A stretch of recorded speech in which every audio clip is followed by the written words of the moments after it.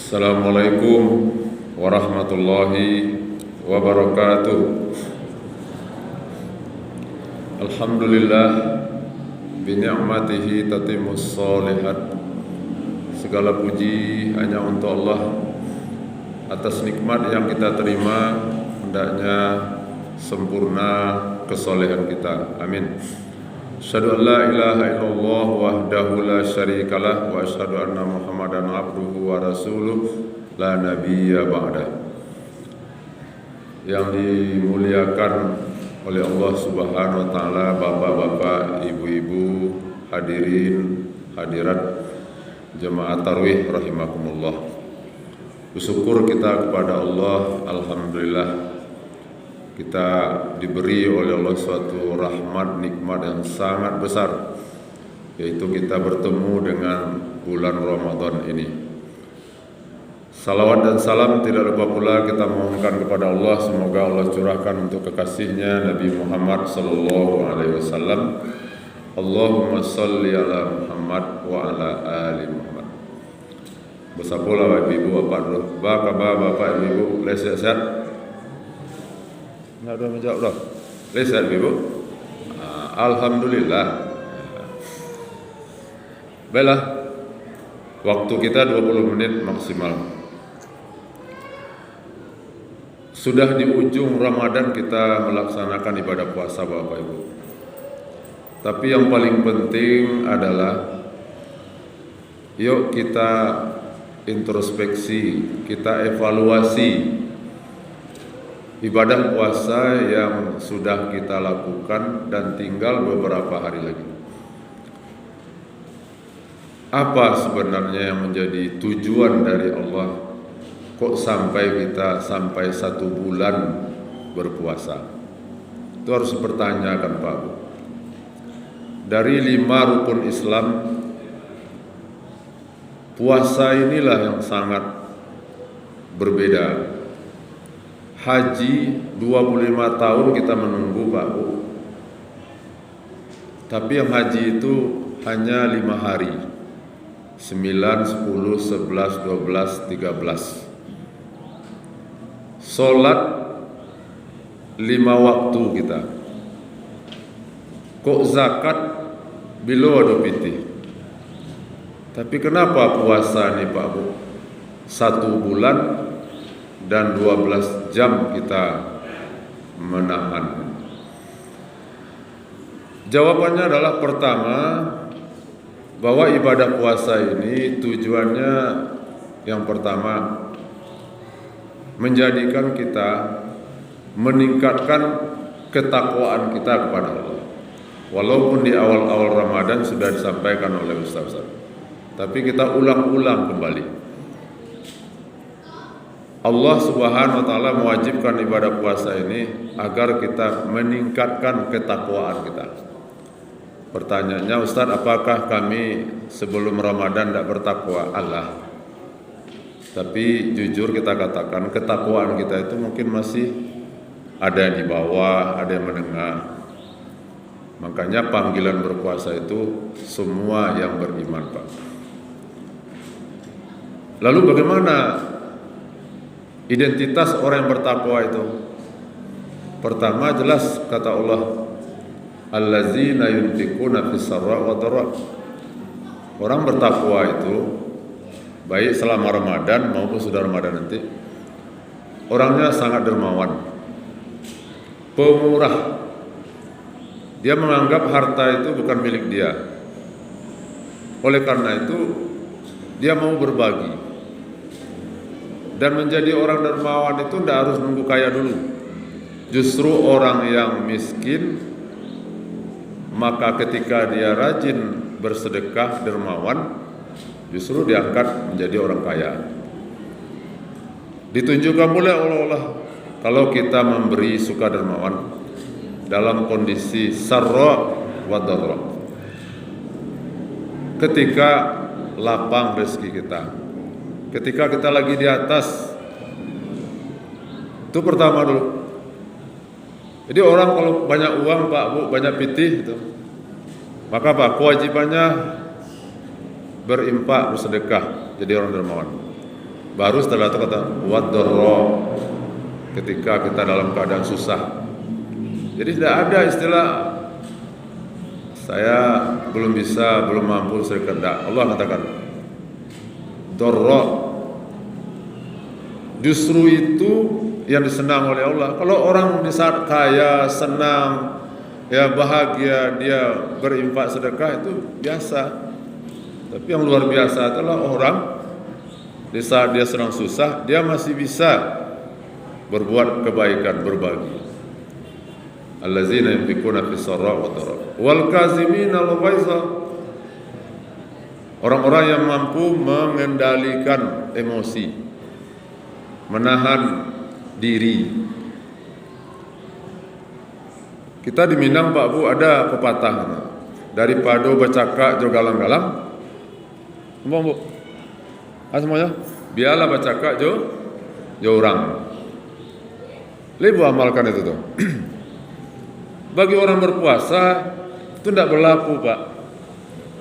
Bagi orang berpuasa tidak berlaku itu. Itu pepatah tidak salah. Orang Minang hebat. Kalau ingin kita menguasai orang, kuasai perutnya. Seorang pemimpin kalau dia tidak mau didemo dan macam-macam, sejahterakan rakyatnya. Itu maksudnya itu. Jadi bagi orang berpuasa kan 12 jam kita bercakap juga galang-galang Pak. Mengariuk galang-galangan. Apakah biarlah daripada bercakap galang-galang kita bercakap je orang? Tidak. Disinilah nilainya orang berpuasa itu. Dia tahan. Wal kaziminal ghaiza. Yang ketiga, wal afina anin nas. Orang bertakwa itu pemaaf, mudah memaafkan, tidak ada dendam, tidak ada istilah tiada maaf bagimu. Kenapa? Karena Allah kepada kita Pak Bu sangat pemaaf. Itu makanya di akhir-akhir Ramadan ini baca doa ketika Aisyah bertanya kepada Rasulullah, ya Rasulullah, doa narancak di akhir Ramadan ke Rasulullah. Tunjukkan ya Rasulullah, Allahumma innaka afun tuhibbul afwa fa'fu anna. Ayo baca itu Bu. Ayo Bu. Baca itu doa ke Ramadan kau. Artinya, ya Allah, Engkau zat yang maha pemaaf dan Engkau suka kepada maaf. Maka maafkan pula kami ya Allah. Kita minta ampun atas dosa yang kita lakukan. Dua cara kita. Pertama istighfar. Yang kedua minta maaf. Kalau istighfar Pak Bu, itu kita minta ampun, dosa kita hanya ditutup oleh Allah, nanti dibuka juga. Tapi kalau minta maaf, dosa kita itu dihapus. Kalau dihapus berarti hilang. Itu makanya kita baca adalah Allahumma innaka afuwun tuhibbul afwa fa'fu anna ya karim. Allazina yunfikuna fis sarra wa dharra wal kazimina al ghaiza wal afina 'anil nas wallahu yuhibbul muhsinin. Orang bertakwa itu suka berbuat kebaikan, berbuat ihsan. Kata-katanya baik, penglihatannya yang baik-baik, tangannya melahirkan hal-hal yang baik itu. Pokoknya kehadiran dia itu menjadi sumber ihsan, menjadi kebaikan. Nah, itulah Pak Bu, 4 karakter orang-orang bertakwa dari ibadah puasa kita ini. Nah, kita evaluasi selama sudah 25 hari kita berpuasa, yang 4 itu sudah enggak? Kalau belum, ya rugi Pak rasanya puasa. Itu pertama Pak. Yang kedua, apa tujuan Allah mewajibkan kita berpuasa sampai sebulan ini? Kita dalam rangka mengendalikan hawa nafsu kita. Kenapa Bu? Musuh kita ada 2. Pertama setan, yang kedua hawa nafsu. Setan dari ekstern, dari luar, nafsu dari dalam sebagai perangkat hidup kita. Kedua-dua ini adalah menjadi lawan kita, Pak. Maka dengan berpuasa ini berarti kita menangkis serangan-serangan daripada setan iblis. Maka Nabi mengatakan kalau masuk bulan puasa setan dibelenggu. Itu kenapa Ustaz? Orang ada yang berkelahi di bulan puasa, ada yang bergunjing di bulan puasa, bahkan terjadi pembunuhan di bulan puasa. Tapi Nabi mengatakan setan dibelenggu, ya kan? Itu bagaimana tuh Ustaz? Iya betul kata Nabi, setan di bulan puasa itu dibelenggu. Lalu kenapa kita berbuat dosa maksiat? Itu setan dalam diri wa. Itulah nafsu wa itu. Makanya de ulama bulan Rajab, bulan Sa'ban mulai kita membersihkan diri. Supaya apa? Supaya tidak terbawa di bulan Ramadan ini, Pak Bu. Jadi kalau ada orang Pak Bu di bulan puasa ini dia berbuat dosa, babunjiang, baca rui, emosi, marah-marah, bukan setan yang salah tuh. Apa? Kenapa bawaan, sifat bawaan itu? Itulah namanya nafsu. Kita, kata ulama, kata Al-Quran, nafsu kita itu ada macam-macam. Pertama namanya nafsu amarah. Inna nafsa la ammaratun bisu. Ada nafsu yang mendorong kita untuk berbuat keburukan. Jadi orang kalau marah-marah, emosi di bulan puasa, tersinggung seketik, langsung matonya atau belalang, itu berarti apa tuh? Nafsu amarahnya itu. Itu yang harus diredam. Yang kedua ada nafsu lawamah. Aku nafsu gak elok seketik.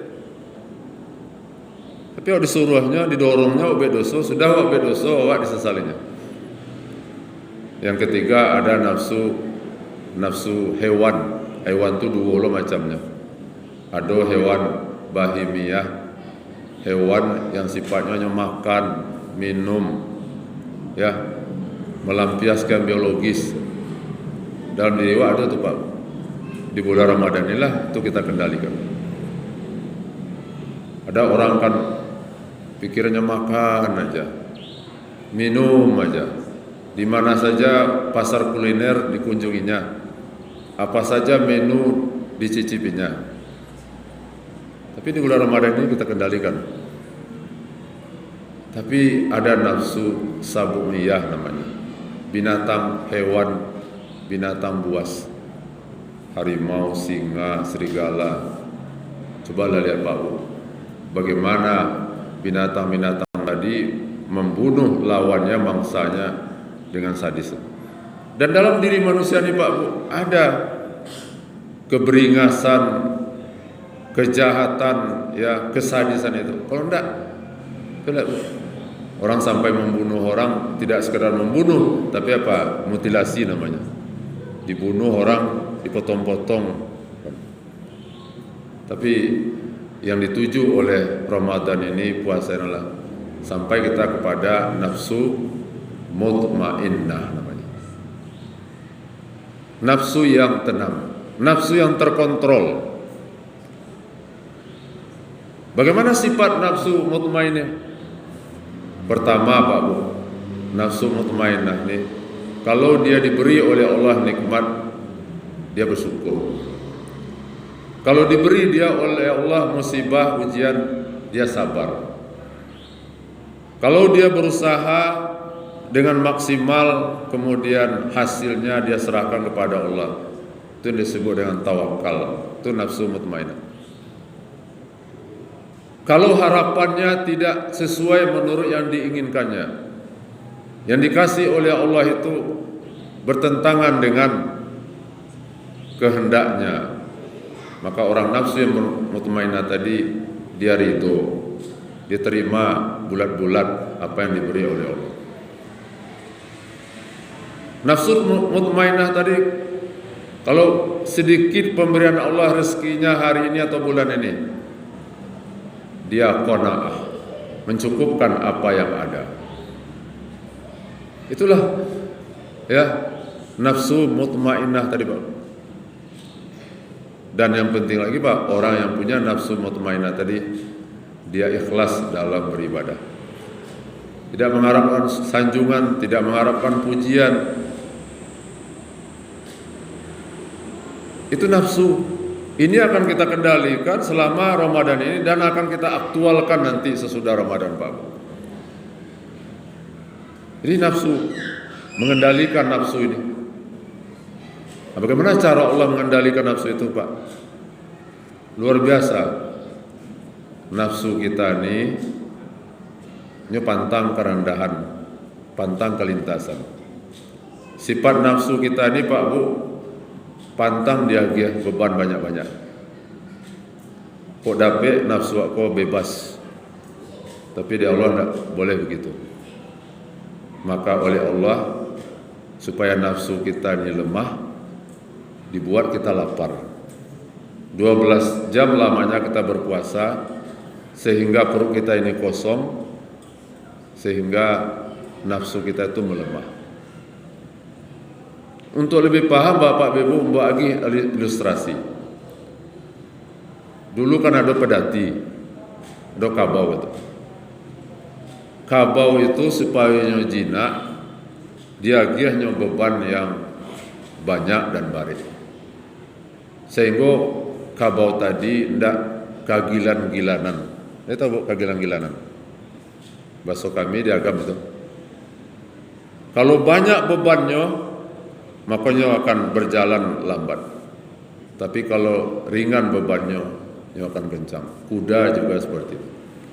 Nafsu ada itu Pak. Dengan adanya beban puasa, dengan adanya beban sholat, dengan adanya beban zakat, itu apa? Dalam rangka menjinakkan hawa nafsu kita ini. Luar biasa Pak. Kalau tidak juga nafsu ini terkendali, siapa yang punya nafsu? Allah. Ditunjukkan oleh Allah, oleh Nabi kita. Minta kepada Allah supaya apa? Nafsu aku dikendalikan oleh Allah. Tidak bisa, tidak cukup hanya usaha kita saja untuk mengendalikan hawa nafsu kita ini. Makanya Nabi mengajar kepada kita suatu doa atau zikir yang harus kita baca antara azan dan qomat. Wala takilni ila nafsi tarfatan ain, kata Nabi kita. Wahai Allah, jangan engkau biarkan diriku ini dikuasai oleh nafsuku walaupun sakijok mata. Ya. Jadi untuk bisa mengendalikan nafsu kita ini Pak Bu, lewat pertama apa? Itulah beban taklif. Orang kalau lah beralih berakalnya lah mukallaf. Mukallaf itu artinya sudah ada beban. Beban itu disebut dengan taklif. Itu makanya wajib sholat, wajib puasa, wajib zakat, dan lain-lain macam. Jadi perbanyak Pak Bu, minta kepada Allah supaya kita ini dibantu oleh Allah untuk bisa mengendalikan diri kita ini. Tanpa isti'anah bantuan dari Allah, oh awak menganggap diri awak hebat, bisa awak mengendalikan diri awak, enggak. Contohnya nenek moyang kita Nabi Adam kan di surga mana hidupnya masih bisa juga digelincirkan oleh iblis. Apalagi kita yang hidup di dunia ini yang penuh dengan banyak cobaan, tantangan, godaan. Tapi apa? Kalau kita minta kepada yang punya nafsu itu, maka Allah lah yang akan menolong kita agar kita sukses mengendalikan nafsu kita. Itu makanya Nabi mengajar kepada kita baca doa ini, Allahumma a'inni ala zikrika wa syukrika wa husni ibadatik. Ini dapat ibu tu? Kalau tidak dapat ibu, buka di Google tadi. Doa sesudah solat, minta ampek, minta pertolongan supaya awak ditolong oleh Allah untuk zikir mengingat Allah. Minta kepada Allah supaya awak ditolong oleh Allah untuk bersyukur kepada Allah. Minta kepada Allah supaya awak ditolong oleh Allah apa? Untuk beribadah itu yang terbaik, tidak asal-asal ibadah saja. Itu sampai begitu Nabi mengajar kepada kita Pak. Jadi maaf udah berlebih waktu. Itulah diantara ya tujuan kita berpuasa tadi. Nah, kalau ada kuliah subuh besok kita subuh kita lanjutkan. Banyak maaf, wabillahi taufiq wal hidayah. Assalamualaikum warahmatullahi